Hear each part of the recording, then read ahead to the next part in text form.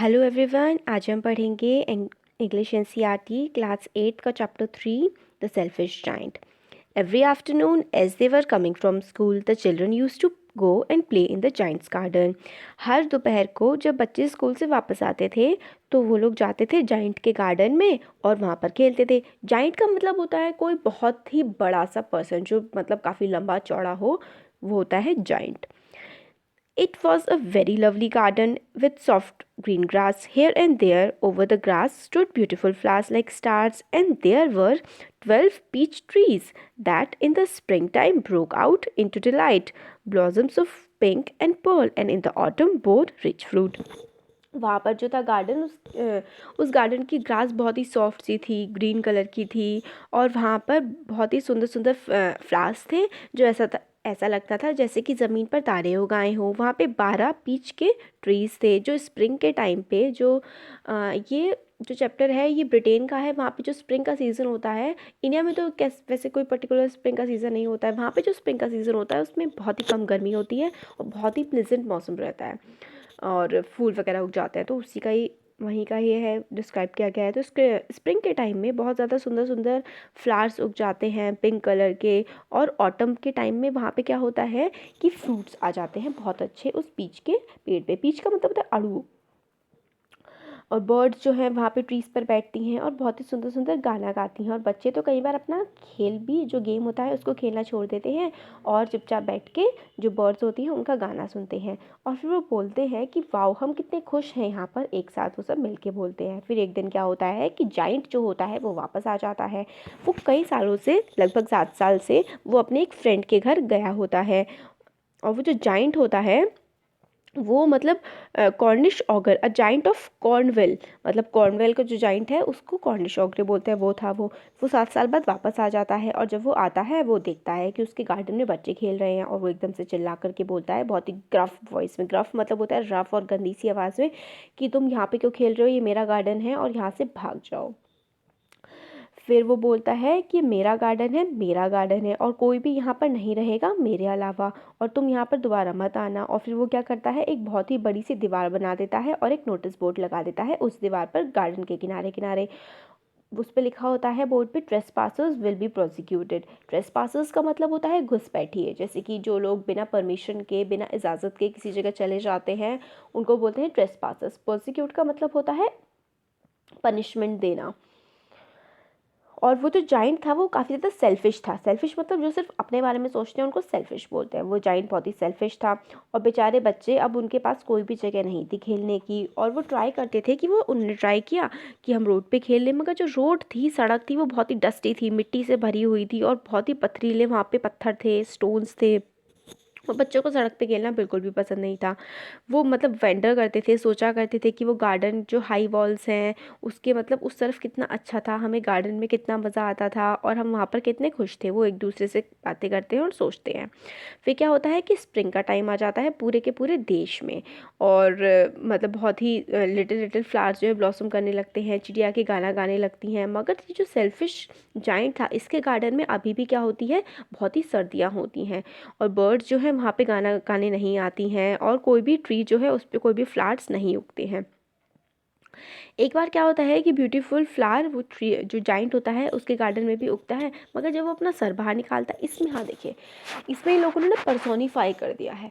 Personify करने का मतलब होता है कि मान लीजिए जो ट्री है, पेड़ है, हवा है, बर्फ़ है, इन सारी की सारी चीज़ों को एज अ ह्यूमन बीइंग इन्होंने मतलब इंडिकेट किया है, और वो आपस में बातें कर रहे हैं, ऐसा इसमें दिखाया गया है। तो स्टार्ट ये देखते हैं हम कि कैसे बताते हैं ये लोग। फिर एक बार क्या होता है कि एक सुंदर सा फ्लावर आ जाता है उसके गार्डन में, जाइंट के, मगर वो फ्लावर नोटिस करता है कि आसपास तो कोई भी बच्चा नहीं है और उसको बिल्कुल भी अच्छा नहीं लगता, और वो वापस स्लिप्ड बैक हो जाता है, मतलब वापस चला जाता है ग्राउंड में और सो जाता है। और ओनली पीपल, कुछ लोग जो वहाँ पर खुश थे, वो था स्नो, बर्फ़, और फ्रॉस्ट। फ्रॉस्ट होता है ना, जैसे सर्दियों में पत्तियों पर एक नमी सी जम जाती है, बर्फ़ बर्फ़ सी, वो होती है फ्रॉस्ट। तो वहाँ पर सिर्फ और सिर्फ फ्रॉस्ट और स्नो ही खुश थे। स्प्रिंग जो थी वो तो बिल्कुल भूल ही गई थी उस गार्डन को, और जो फ्रॉस्ट और स्नो और ये सारी चीज़ें साथ में मिलके चिल्लाए कि हम लोग यहाँ पर रहेंगे पूरे साल। स्नो जो थी उसने कवर कर लिया था पूरे के पूरे गार्डन को, सारी की सारी घास स्नो से कवर हो गई थी, और ऐसा लग रहा था क्लॉक का मतलब होता है रजाई, रजाई जैसी चीज़ होती है क्लॉक। तो इस तरीके से बिछी हुई थी क्लॉक की तरह पूरे के पूरे गार्डन पे बर्फ़। और फ्रॉस्ट जो थी वो सारे के सारे पेड़ों पर लटकी हुई थी। और जो नदन विंड होती है, नदन विंड जो होती है ना, वो काफ़ी ज़्यादा मतलब ठंडी होती है। तो उन लोगों ने क्या किया, इनवाइट कर लिया नॉर्थ विंड को भी, स्नो और फ्रॉस्ट ने। फिर नॉर्थ विंड जो थी वो भी वहाँ पर आके रहने लगी और उसने फर की तरह पूरा रैप कर लिया पूरे के पूरे गार्डन को, और रोर करती हुई, बहुत ही तेज़ आवाज़ें करती हुई उस गार्डन में वो बहने लगी। और वो चिमनी के पॉट पे भी जाकर बहुत आवाज़ें करती थी। फिर वो बोलती है कि ये बहुत बढ़िया जगह है, और हेल भी वहाँ पर आ जाती है।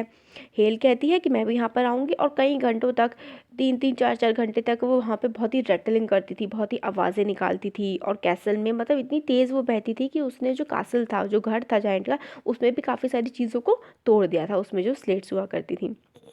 वो ग्रे कलर की ड्रेस में और इधर उधर खूब घुमा करती थी।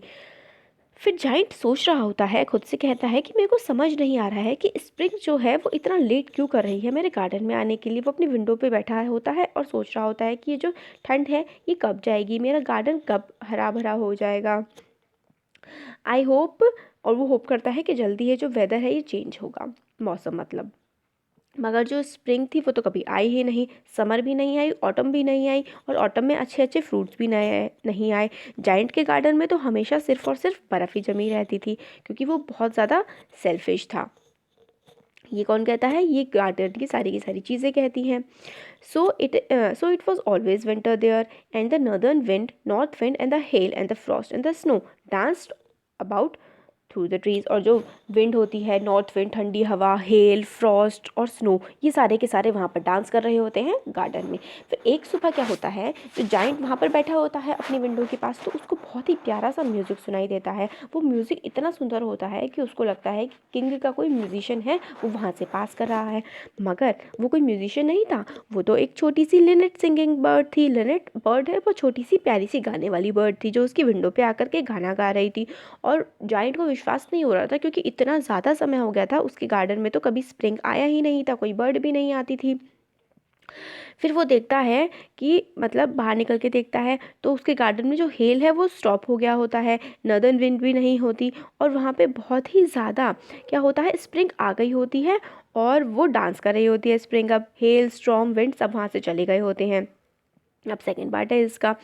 अब वो बहुत ही सुंदर सी साइट देखता है। वो देखता है कि एक होल हो गया होता है दीवार में, और बच्चे उस होल में से अंदर की तरफ आ रहे होते हैं।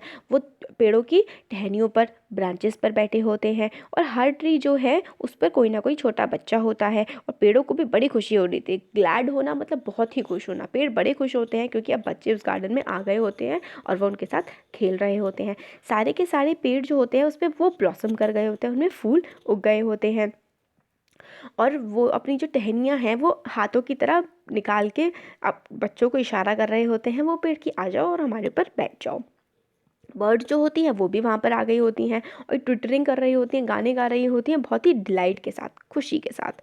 और वहाँ पे क्या होते हैं, फ्लावर्स होते हैं। वो ग्रास भी वहाँ पे बहुत ज़्यादा उग गई होती है, और ग्रास भी बहुत ज़्यादा खुश होती है। फिर जाइंट सोचता है कि ये कितना प्यारा सीन है। सिर्फ और सिर्फ मगर एक कॉर्नर में वहाँ पर अभी भी विंटर होती है, जो बिल्कुल सबसे ज़्यादा कोने वाला पार्ट होता है गार्डन का। वहाँ पर क्या होता है, एक बच्चा खड़ा हुआ होता है, एक छोटा सा बच्चा, और वो इतना छोटा होता है कि वो ट्री की ब्रांचेस तक पहुँच नहीं पाता है। और वो वेंडर कर रहा होता है, सोच रहा होता है, और मतलब रो रहा होता है बिटरली, क्राइंग बिटरली, मतलब बहुत ही बुरी तरह रो रहा होता है।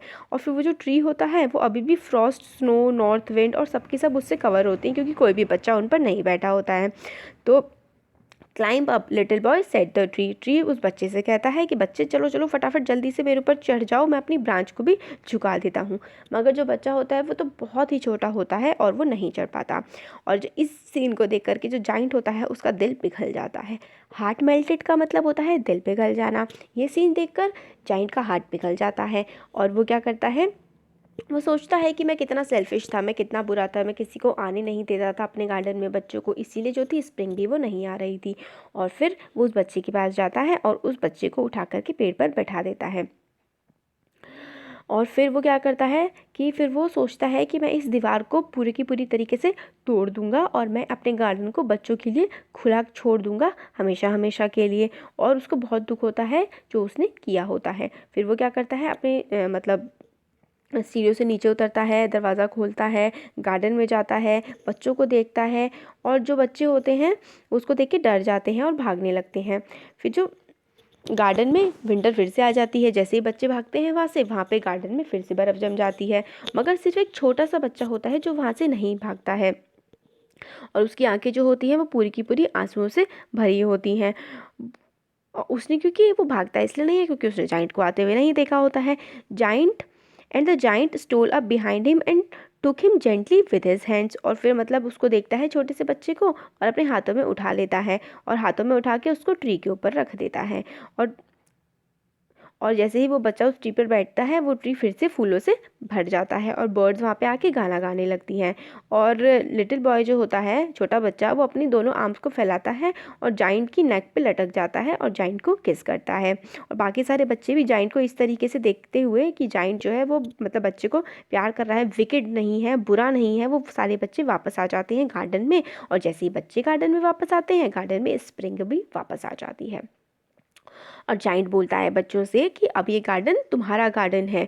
और वो जाइंट जो है वो एस लेके आता है। एस होता है, सॉरी, एक्स होती है एक कुल्हाड़ी। कुल्हाड़ी लाता है और वो सारी की सारी जो दीवार है गार्डन के तरफ जो होती है बनी हुई चारों तरफ, उसको तोड़ देता है। और जो पीपल होते हैं जो मार्केट प्लेस से जा रहे होते हैं, उधर आसपास से जा रहे होते हैं, वो देखते हैं कि बच्चे सारे के सारे खुश हैं और देखते हैं गार्डन कितना सुंदर है और बोलते हैं कि ये वर्ल्ड का सबसे मतलब इतना सुंदर गार्डन है जो उन्होंने कभी भी नहीं देखा है।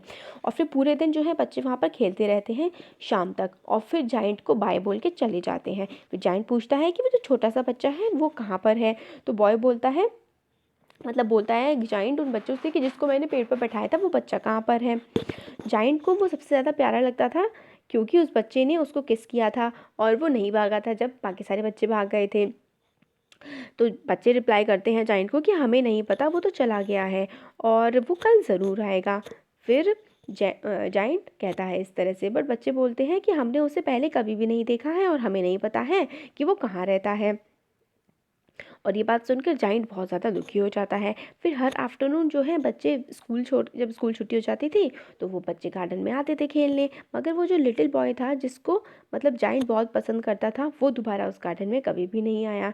और अब क्या हो गया था कि जाइंट बहुत ज़्यादा काइंड हो गया था, अच्छा हो गया था सारे के सारे बच्चों के लिए, मगर वो अभी भी अपने उस छोटे से फ्रेंड का, जो छोटा बच्चा था, उसका इंतज़ार करता रहता है और खुद से कभी हमेशा बात करता है कि मतलब कब मैं उसको दोबारा देखूंगा, वो कब इस गार्डन में दोबारा आएगा।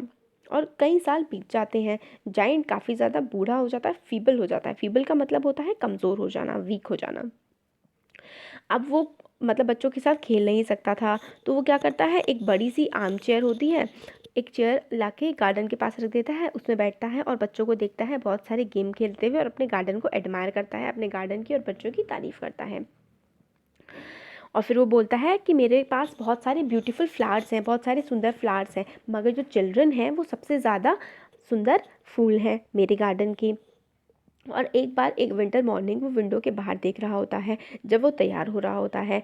और अब उसको जो विंटर है वो बिल्कुल मतलब नफ़रत नहीं करता है विंटर से, क्योंकि उसे पता होता है कि विंटर जल्दी ही चली जाएगी और स्प्रिंग जो है अभी सो रही है और वो जल्दी ही उठ करके वापस आ जाएगी और फ्लावर्स भी उसके गार्डन में सारे उग जाएंगे। फिर सडनली एकदम से क्या होता है, वो अपनी आइज़ को रब करता है, आँखों को रब करता है बहुत ही आश्चर्य में, और वो इधर उधर देखता है। और मतलब ये बहुत ही मार्वलस साइट होती है, बहुत ही अच्छी, मार्वलस मतलब होता है बहुत ही अच्छी साइट होती है। सब farthest corner of the garden में, मतलब सबसे कोने वाले गार्डन में जो ट्री होता है वो कवर्ड होता है बहुत ही प्यारे प्यारे लवली ब्लॉसम से, लवली छोटे छोटे फ्लावर से। उसकी जो ब्रांचेस होती हैं ट्री की वो गोल्डन हो गई होती हैं और सिल्वर फ्रूट जो है वहाँ पे हैंग कर रहे होते हैं। अंडरनीथ एक छोटा सा बच्चा खड़ा होता है। फिर जायंट जो है वो डाउनस्टेयर आता है, नीचे की तरफ भागा हुआ आता है, बहुत ही खुशी के साथ गार्डन के उस कोने में जाता है। हेस्टेंड मतलब बहुत ही तेज़ी से जाता है और ग्रास के अक्रॉस जहाँ पे वो बच्चा खड़ा होता है। और when he came quite close his face grew red with anger and he said, और जैसे ही वो जाइंट पास आता रहता है उस बच्चे की, उसका जो फेस होता है वो बहुत ज़्यादा गुस्से से लाल हो जाता है। वो कहता है who hath dared to wound thee। इसका मतलब होता है कि किसने डेयर की, हिम्मत की तुम्हें चोट पहुंचाने की। वुड का मतलब होता है चोट। तो उस बच्चे से पूछता है कि किसने हिम्मत की तुम्हें चोट पहुंचाने की।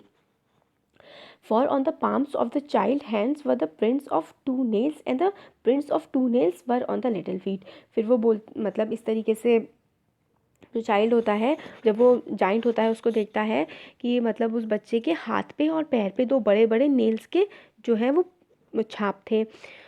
Who had dare to wound you, वो फिर से बोलता है कि किसकी हिम्मत हुई तुमको चोट पहुंचाने की। जो जाइंट होता है वो फिर से चिल्लाता है, बताओ बताओ किसकी हिम्मत हुई कि तुमने मतलब जिसने तुम्हें चोट पहुंचाई है मैं उसको जान से मार डालूंगा अपनी तलवार से। मतलब अपनी सोर्ड मतलब तलवार होता है, स्ले हिम मतलब जान से मार देना। ने फिर चिल्ड्रन कहता है नहीं नहीं, ये जो है वूंड्स हैं वो प्यार की हैं, मतलब ये जो घाव है ये प्यार के घाव हैं। फिर जाइंट पूछता है ये किसने दिए, and a strange awe fell on him fell on him and he knelt before the little child. और फिर एक मतलब अजीब सा, स्ट्रेंज मतलब होता है अजीब सा, और मतलब थोड़ा प्यार सा और अजीब से मतलब कोई अजीब सी फीलिंग उसको मतलब घेर लेती है। और फिर वो पैर झुका के बैठ जाता है उस बच्चे के पास, और चाइल्ड जो है वो स्माइल करता है जाइंट को देखते हुए और उससे कहता है you let me play once in your garden, एक बार तुमने मुझे अपने गार्डन में खेलने दिया था। Today you shall come with me to my garden which is paradise. फिर वो बोलता है कि एक दिन तुमने मुझे अपने गार्डन में खेलने दिया था और आज तुम मेरे साथ चलो मेरे गार्डन में जो एक पैराडाइज स्वर्ग है। And when the children run in that afternoon, और जब बाकी बच्चे आए उस गार्डन में दोपहर के समय तो वो फाउंड करते हैं, पाते हैं जो जाइंट है वो नीचे पड़ा हुआ है गार्डन में ट्री के नीचे और पूरा का पूरा कवर्ड है ब्लॉसम से, और जाइंट जो है उसकी डेथ हो चुकी है। तो अब आप एक कमेंट सेक्शन में एक आंसर दीजिएगा। वो जो बच्चा आता है उसके जो पैरों पे और उसके हाथों पे जो नेल्स के निशान थे गहरे गहरे से, जिसकी वजह से उस बच्चे की डेथ हुई थी, वो किसके थे। आपको अगर चैप्टर में समझ आया होगा, चैप्टर अच्छे से समझ आया होगा, तो आप इसका आंसर ज़रूर दे पाएंगे।